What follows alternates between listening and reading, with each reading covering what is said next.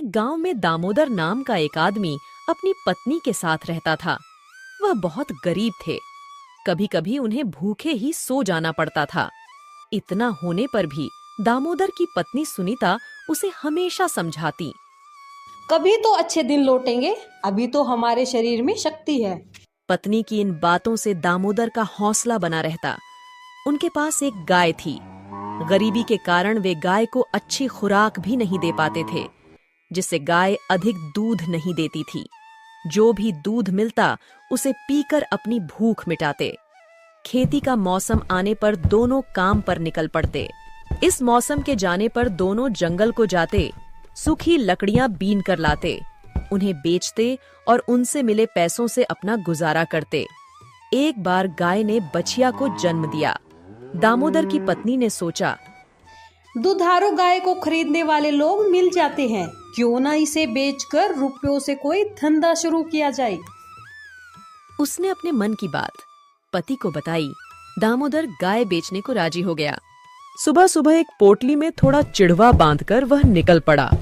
घर से निकलते समय सुनीता ने गाय के कान में फुसफुसाते हुए कहा, हमें माफ कर देना गैया मैया, ईश्वर ने हमें गरीब नहीं बनाया होता तो हम तुम्हें कभी नहीं बेचते। इतना कहते कहते वह रोने लगी। दामोदर से पत्नी की हालत देखी नहीं गई। वह जल्दी से गाय को लेकर निकल पड़ा। चलते चलते धूप तेज हो गई। खाली पेट होने और तेज धूप के कारण वह थकान महसूस करने लगा। एक बहती हुई नदी को देखकर उसने सोचा, चलो नाश्ता कर लेते हैं, पीने के लिए पानी भी है और आज गर्मी भी बहुत है, इसी बहाने थोड़ा आराम मिल जाएगा। वह साथ लाया चिड़वा चबाने लगा। तभी उसका ध्यान एक आदमी पर पड़ा जो गधे को लेकर उसके सामने खड़ा था। उसने पूछा, अरे भाई, गाय बेचने जा रहे हो क्या? हाँ भाई, मैं गाय बेचने के लिए जा रहा था। आज गर्मी बहुत थी, मैंने सोचा थोड़ी देर आराम कर लेता हूँ। उस आदमी को गाय अच्छी लगी, साथ में बछिया भी थी। उसने कहा, भाई, मेरे पास पैसे तो नहीं है। हाँ, अगर मेरे गधे के साथ बदला करना चाहो तो मैं तैयार हूँ। तुम गधा ले लो और मुझे गाय दे दो। उस आदमी की बातों को सुनकर दामोदर सोचने लगा, यदि आज गाय नहीं बिक पाई तो मैं घर नहीं लौट सकूंगा, और अगर घर न लौटा तो पत्नी चिंता करेगी। अगर गधा ले लेता हूँ तो घर लौटने में देरी नहीं होगी और गधे पर बैठकर जंगल से लकड़ियां लाने में भी आसानी होगी। दामोदर ने सहमति जताई। सौदा तय हुआ। फिर वह घोड़े पर बैठकर घर की ओर चल पड़ा। वह कुछ ही दूर चला होगा कि रास्ते में उसने बकरी के झुंड को आते देखा। वह सोचने लगा, गधे से अच्छी तो बकरी है, बकरी से दूध भी मिलेगा। उसने अपने मन की बात गडरिया से बताई। भाई, आप मेरे गधे के साथ बदला करोगे? आप मुझे एक बकरी दे दो और बदले में ये गधा ले लो। गडरिया उसकी बात सुनकर खुशी से उछल पड़ा। उसने फौरन एक बकरी दामोदर को दी और गधे को लेकर चल पड़ा। अब दामोदर बकरी को लेकर पैदल चलने लगा। उसे बार बार पत्नी की याद आ रही थी। इस बार उसने रास्ते में मुर्गियों के साथ एक आदमी को आते हुए देखा। दामोदर ने उस आदमी से पूछा, भाई, आप इन मुर्गियों को लेकर कहाँ जा रहे हो? उसने कहा, भाई, मैं इन मुर्गियों को बेचने जा रहा था। दामोदर सोचने लगा, मुर्गी तो बकरी से अच्छी रहेगी। हम पति पत्नी को खाने को अंडे तो मिलेंगे ही मिलेंगे। हमारी सब्जी की समस्या भी दूर हो जाएगी, शरीर को ताकत भी मिलेगी। दामोदर ने पूछा, भाई, क्या मेरी इस बकरी से तुम मुर्गी बदलना पसंद करोगे? मुर्गी वाला एक धोखेबाज आदमी था। उसने कहा, भाई, मेरी एक शर्त है, मैं तुम्हें एक बकरी के बदले में एक मुर्गी दे सकता हूँ। दामोदर बकरी के बदले एक मुर्गी लेने के लिए तैयार हो गया। दोनों में सौदा तय हुआ। दामोदर मुर्गी को लेकर घर की ओर बढ़ने लगा। दिन ढलता जा रहा था। दामोदर को घर पहुंचने की जल्दी हो रही थी। भूख के मारे उसके पेट में चूहे दौड़ रहे थे। तभी रास्ते में उसे एक ढाबा दिखाई दिया जहां पर रोटियां बन रही थीं। साथ ही दाल के तड़के की खुशबू से दामोदर के मुंह में पानी आने लगा। उसने सामने ढाबे के मालिक रामू को पाया, वो उससे कहने लगा, मुझे बहुत जोर की भूख लगी है, मैं रोटी खाना चाहता हूँ, लेकिन मेरे पास पैसे नहीं है। रामू बोला, अगर तेरे पास पैसे नहीं है तो मैं क्या करूँ? बिना पैसों के मैं रोटी नहीं दूंगा, तू कोई और जगह इंतजाम कर ले। रामू की बात सुनकर दामोदर बोला, भाई आप ऐसा करो, यह मुर्गी रख लो और मुझे भरपेट खाने को रोटी सब्जी दे दो। रामू सोचने लगा। यह आदमी या तो पागल है या फिर चोर है। वो दामोदर से गुस्से में पूछने लगा, क्यों रे, बता यह मुर्गी कहाँ से चुरा कर लाया है? दामोदर ने कहा, नहीं तो इसे मैंने उस आदमी से बदला है जो बकरी लेकर जा रहा था। मेरी बातों पर भरोसा न हो तो उस आदमी को बुलाकर पूछ लीजिए। रामू को विश्वास हो गया कि मुर्गी चोरी की नहीं है। फिर उसने पूछा, चलो मैं तुझ पर भरोसा करता हूँ, लेकिन मुझे एक बात समझ नहीं आई, तुमने बकरी के साथ मुर्गी बदलने का सस्ता सौदा क्यों किया? दामोदर ने उसे पूरी कथा बताई। यह सुनकर रामू बोला, चलो ठीक है, रोटी तो तुझे मिलेगी, लेकिन मुझे तुम पर तरस भी आ रहा है। आज तेरी खैर नहीं है, तेरी पत्नी तेरी बातों को सुनकर तुझे घर में घुसने नहीं देगी। रामू की बात सुनकर दामोदर बोला, आप मेरी पत्नी को नहीं जानते। मेरी पत्नी अनपढ़ जरूर है, लेकिन है बहुत समझदार। मेरे इस सौदे पर वह भी नाराज नहीं होगी। रामू ने कहा, ऐसी बात है, चलो शर्त लगाते हैं। दामोदर ने कहा, ठीक है, पर शर्त क्या होगी? रामू बोला, चलो तुम ही बता दो। दामोदर गरीब था, उसके पास देने के लिए तो कुछ था नहीं। उसने कहा, अगर मैं शर्त हार गया तो खाली हाथ वापस लौट आऊंगा और जिंदगी भर आपकी नौकरी करूंगा, लेकिन अगर आप शर्त हार गए तो? रामू ने कहा, अगर मैं शर्त हार गया तो तुम्हें गाय, गधा, बकरी और मुर्गी की पूरी कीमत दूंगा। दामोदर कहने लगा, सेठ जी मुझे शर्त मंजूर है, लो इस मुर्गी को पकड़ो और मुझे खाने के लिए दाल रोटी दो। दामोदर जब रोटी खाने लगा तो रामू ने कहा, भाई मैं भी तेरे साथ चलूंगा, क्योंकि मुझे तेरी पत्नी के धैर्य की परीक्षा लेनी है। दामोदर ढाबे के मालिक को लेकर चलने को तैयार हो गया।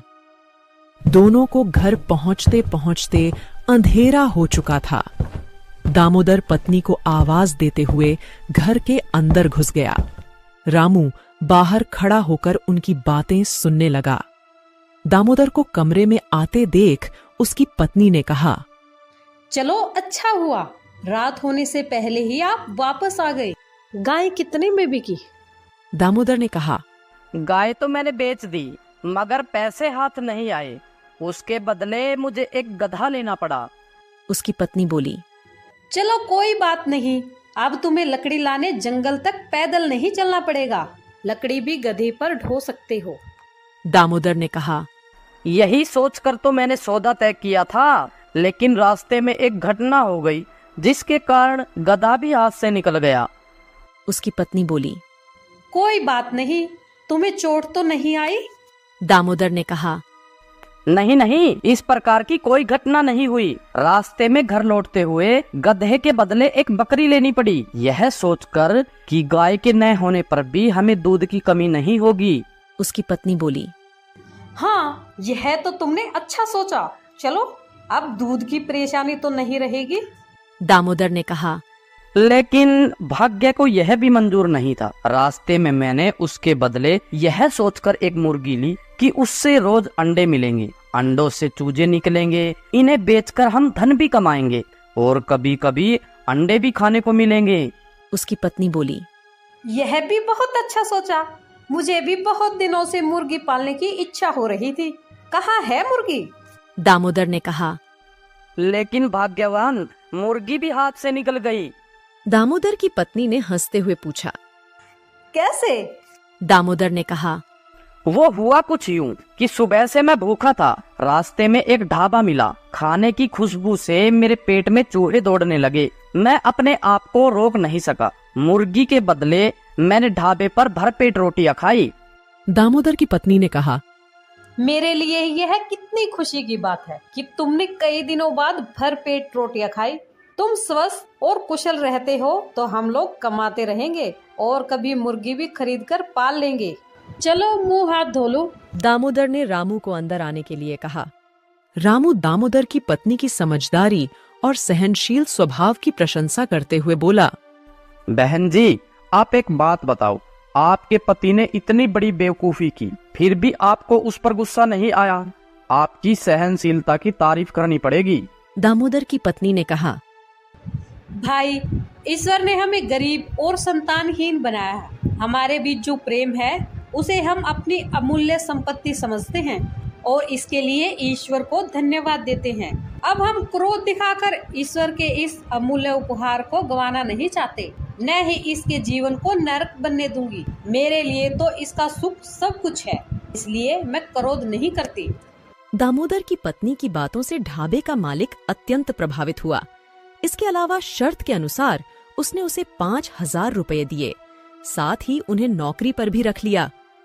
एक गांव में रमेश नाम का किसान रहता था। परिवार में उसकी पत्नी और 2 बच्चे थे। वह अपने छोटे से खेत में फसलें उगाता था, जिससे कि वो अपने परिवार के लिए 2 वक्त का खाना जुटा पाता था। लेकिन इस साल बारिश न होने की वजह से उसकी फसलें इतनी अच्छी नहीं हो पाई। एक दिन वह अपनी पत्नी के साथ खेत पर खड़े होकर कह रहा था, हे भगवान, अगर बारिश हो जाए तो इस बार सभी किसानों की फसलें अच्छी हो जाए। उसकी पत्नी भी कहती है, सही कहा आपने। अगर बारिश हो जाती है तो इस बार काफी अनाज हमारे पास आ जाएगा। बारिश की आस में किसानों की उम्मीदें टूटने लगती हैं, लेकिन बारिश की एक भी बूंद जमीन पर नहीं गिरती। परिणाम यह होता है कि सभी किसानों की फसलें बर्बाद हो जाती हैं। रमेश की फसल भी पूरी तरह बेकार हो जाती है। ये देखकर रमेश कहता है, हे भगवान, इस बार किसानों का बहुत नुकसान हुआ है। फसलें पूरी तरह से नष्ट हो चुकी है। मैंने तो इस फसल और बच्चों की पढ़ाई के लिए कर्जा भी नहीं रखा था। अब मैं इस कर्जे को कैसे चुका पाऊंगा? यह सुनकर रमेश की पत्नी रमेश को सहारा देते हुए कहती है, कोई बात नहीं, अब जो होना था वो हो गया। हमारी पड़ोस वाली दीदी कह रही थी कि महेश भाई शहर गए हैं। हो सके तो आप भी शहर चले जाइए। शहर जाकर थोड़ा पैसा कमा पाएंगे तो कर्जा भी चुका देंगे। यह सुनकर रमेश कहता है, हाँ, अब मेरे पास केवल 2 ही रास्ते हैं। या तो मैं शहर जाकर थोड़े बहुत पैसे कमा लूं या फिर खेत बेच दूं। लेकिन मैं खेत बेचना नहीं चाहता, क्योंकि हमारे पालन पोषण का यही एकमात्र सहारा है। बाद में रमेश और उसकी पत्नी दोनों मिलकर रमेश के शहर जाने को ही उचित समझते हैं। अगली सुबह रमेश शहर जाने की तैयारी करता है। वह अपनी पत्नी से कहता है, सुनो, मैं खाली हाथ शहर जा रहा हूँ। कोशिश करूंगा कि कहीं अच्छा सा काम ढूंढ लूं और थोड़ा बहुत पैसा कमा लूं। जैसे ही कुछ पैसे हो जाएंगे मैं तुम्हें खर्चे के लिए भिजवा दूंगा। रमेश के जाते वक्त उसकी पत्नी उसे कुछ पैसे देती है। यह देखकर रमेश कहता है, यह पैसे कहाँ से आए तुम्हारे पास? रमेश की पत्नी कहती है, मैंने थोड़ा थोड़ा करके ये पैसा जमा किए थे अपने बुरे वक्त के लिए। अब शायद इनका सही वक्त आ चुका है। रमेश थैला उठाता है, उसी में उन पैसों को रख लेता है और शहर के लिए रवाना हो जाता है। शहर पहुंचकर वह काम ढूंढना शुरू करता है, लेकिन पूरा दोपहर काम की तलाश करते करते वह थक जाता है, लेकिन काम नहीं मिलता है। उसके बाद वह एक बगीचे में जाकर पेड़ की छांव में बैठ जाता है। वहीं पास में 2 जेब कतरे आपस में बात कर रहे होते हैं। सुन बे कल्लू, 3 दिनों से कोई भी मुर्गा हाथ नहीं लगा है। लगता है इसके पास काफी माल है। इस बार खाली हाथ लौटकर नहीं आना है। सही कहा मालिक, आपकी निगाह तो बहुत तेज है। चल अब तारीफ करना बंद कर और काम पर लग जा। मैं इसे बातों में उलझा लूंगा और तू इसका थैला लेकर 1, 9, 11 हो जाना। मालिक, यह सब तो ठीक है, लेकिन 1, 9, 11 नहीं, 9, 2, 11 होना है। बकवास बंद कर, और काम पर लग जा। उनमें से एक जेब कतरा रमेश के पास जाकर उससे बात करने लगता है। अरे श्याम बाबू, कैसे हो? बड़े दिनों बाद दिखाई दिए हो। अरे भाई, आप कौन हो? मैं तो आपको जानता भी नहीं। और मेरा नाम श्याम बाबू नहीं, मेरा नाम तो रमेश है। अरे हाँ, तभी मैं कहूँ कि तुम्हारा नाम भूल रहा हूँ। अच्छा, और बताओ क्या हाल है? अरे क्या बताऊं भाई, गांव से शहर आया हूँ काम की तलाश में, लेकिन काम मिल नहीं रहा। अगर आप मुझे जानते हो तो मेरे लिए कोई काम ही बता दो। इन दोनों की बातचीत हो ही रही थी, तभी कल्लू रमेश का थैला लेकर 9-2-11 हो जाता है। पहला जेब कतरा कहता है, अरे भाई, लगता है पहचानने में गलती हो गई। चलो मैं चलता हूँ। अजीब लोग हैं शहर की, पहले खुद ही जान पहचान का दिखावा करते हैं और बाद में खुद ही अनदेखा करने लगते हैं। इतने में रमेश की नजर अपने थैले की ओर पड़ती है, लेकिन वहां पर थैला न देखकर वह काफी निराश हो जाता है और कहने लगता है, शहर के लोग तो बड़े ही दयाहीन हैं। मैं तो सोचता था शहर के लोगों का बड़ा दिल होता है, लेकिन यहाँ तो दिल है ही नहीं किसी के पास। गरीब के थैले को भी नहीं छोड़ते। वह भगवान से प्रार्थना करता है कि वही उसकी मदद करें। इतने में रमेश के पीछे से एक दर्द भरी आवाज आती है, बचाओ बचाओ। रमेश उस आवाज को सुनता है और देखता है कि वहां एक घायल व्यक्ति जमीन पर नीचे पड़ा हुआ है। उसके आसपास से लोग गुजर रहे हैं, लेकिन कोई भी उसे सहारा नहीं दे रहा है। रमेश उसकी घायल स्थिति को देखकर तुरंत हॉस्पिटल ले जाने का इंतजाम करता है। हॉस्पिटल ले जाकर वह डॉक्टर से बात करता है। डॉक्टर साहब, जरा इन्हें देखिए, यह बहुत घायल है और दर्द के मारे तड़प रहे हैं। डॉक्टर उस व्यक्ति की हालत देखता है और कहता है, तुरंत इलाज शुरू करना होगा। इसके लिए तुम्हें कुछ पैसे काउंटर पर जमा करने होंगे। ये सुनकर रमेश आश्चर्य में पड़ जाता है और डॉक्टर से कहता है, डॉक्टर साहब, आज ही सुबह मैं शहर आया हूँ काम की तलाश में, लेकिन काम तो मुझे मिला नहीं। ऊपर से मेरा बैग भी किसी ने चुरा लिया है। डॉक्टर उस व्यक्ति का तुरंत इलाज शुरू कर देते हैं और कुछ समय बाद बाहर निकलते हैं। तभी रमेश अपनी जेब से एक पर्स निकालता है, जो उसे घायल व्यक्ति को हॉस्पिटल लाते हुए उसकी जेब से गिरते हुए मिल गया था। वह उसे डॉक्टर को दिखाते हुए कहता है, ये लीजिए डॉक्टर साहब, ये इन्हीं का पर्स है। मैंने तो इसे खोला भी नहीं है, देख लीजिए, शायद इसमें कुछ पैसे हो। डॉक्टर उस पर्स को चेक करता है तो उसमें बहुत सारे आईडी कार्ड और क्रेडिट कार्ड होते हैं। जब डॉक्टर उनकी आईडी कार्ड को चेक करता है तो उसे पता चलता है कि यह तो शहर के सबसे अमीर आदमी है। वो तुरंत रमेश से कहता है, अच्छा हुआ जो तुम इन्हें हॉस्पिटल लेकर आ गए। तुम जानते हो, ये शहर के सबसे बड़े आदमी हैं। मुझे नहीं पता डॉक्टर साहब, मैंने तो अपना फर्ज निभाया है। डॉक्टर रमेश को शाबाशी देता है और कहता है, कल सुबह इन्हें होश आ जाएगा। तुम कल सुबह आकर इनसे मिल सकते हो। रमेश रात भर उस गार्डन में ही सोता है और सुबह होते ही वह हॉस्पिटल वापस आ जाता है और डॉक्टर से पूछता है, डॉक्टर साहब, अब इनकी तबीयत कैसी है? डॉक्टर कहता है, हाँ, अब बिल्कुल ठीक है, तुम इनसे मिल सकते हो। डॉक्टर उस व्यक्ति से रमेश का परिचय कराते हुए कहता है, यह रमेश जी हैं। इन्होंने ही आपकी जान बचाई है। घायल अवस्था में यही आपको हॉस्पिटल लेकर आए थे। यह सुनकर अशोक जी कहते हैं, धन्यवाद मेरी जान बचाने के लिए। तुम कौन हो और क्या करते हो? तभी रमेश कहता है, मैं गांव से शहर आया हूँ एक अच्छे से काम की तलाश में, लेकिन अभी तक मुझे कोई भी काम नहीं मिला है। मेरे ऊपर कर्ज है, मैं उस कर्ज से मुक्त होना चाहता हूँ, इसलिए मैं शहर पैसे कमाने के लिए आया हूँ। अशोक जी ये सोचकर हैरान हो जाते हैं कि यह व्यक्ति इतनी परेशानी में होते हुए भी मुझे हॉस्पिटल लेकर आया। वह कहते हैं, मुझे ये जानकर बहुत अच्छा लगा कि इस समय भी तुम जैसा अच्छा और ईमानदार इंसान है। एक काम करना, कल मेरी छुट्टी है तो तुम कल सुबह ठीक इसी समय आना। मेरे पास तुम्हारे लिए काफी अच्छा काम है। रमेश शुक्रिया अदा करते हुए वहां से चला जाता है। अगले दिन ठीक उसी समय हॉस्पिटल पहुंचता है। हॉस्पिटल से वे दोनों अशोक जी के घर के लिए रवाना हो जाते हैं। घर में प्रवेश करते वक्त रमेश उनके बड़े से महल और बड़ी बड़ी गाड़ियां देखकर हैरान रह जाता है और सोचता है कि यह व्यक्ति कितने अमीर होंगे। रमेश अंदर जाकर सोफे पर बैठ जाता है। तभी अशोक जी नौकर से उसके लिए पानी और खाने के लिए कुछ लाने को कहते हैं। अशोक जी कहते हैं, रमेश, तुम कुछ खा पी लो, मैं 15 मिनट में आता हूँ।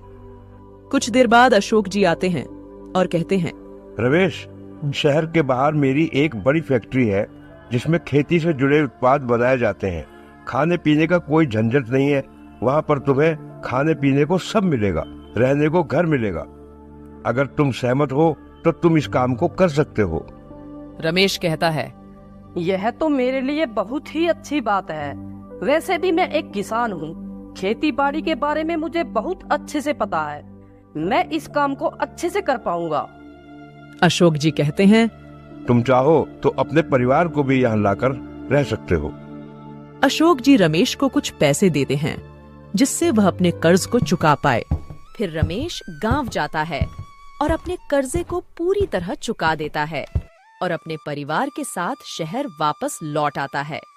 अशोक जी रमेश के दोनों बच्चों की पढ़ाई का खर्चा भी खुद ही उठाते हैं और उनके खाने पीने का और रहने का ख्याल भी रखते हैं।